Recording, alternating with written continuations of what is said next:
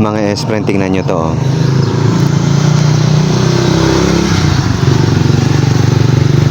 O, diba? Isa po ito sa mga masasabi nating most preserved at saka well-maintained na ancestral house. Dito po yan sa gawing Rosales, Pangasinan. And as you can see, ayan, oh, ang ganda pa rin nung mga wooden baluster niya sa terrace. And then yung disenyo ng kanyang, ayan, oh, mula dun sa gawing kisame.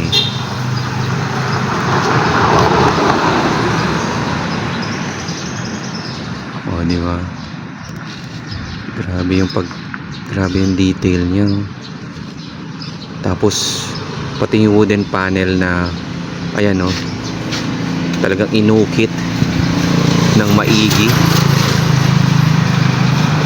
Kung di ako nagkakamali, sabi nila ang tawag dito is kalado, or tama, kalado ata. Ito daw po yan, oh, yung mga tawag dito sa mga yan.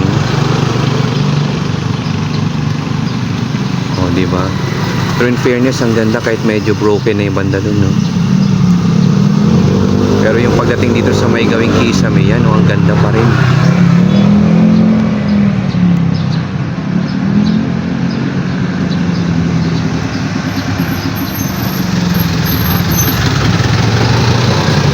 Oh, di ba? Actually, marami pa dito mga S-Friend. May katabi pa nga siya actually, banda ron. Ito rin, pwede rin masabi natin na lumang bahay na rin yan. And then yun, yung katabi niya dun, yan. Meron pang ang colored panel yun, eh. Pero ito talaga yung agaw pansin sa lahat dito.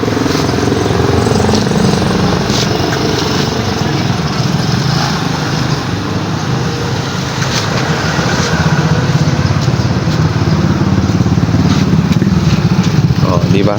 Ganda. Tara na.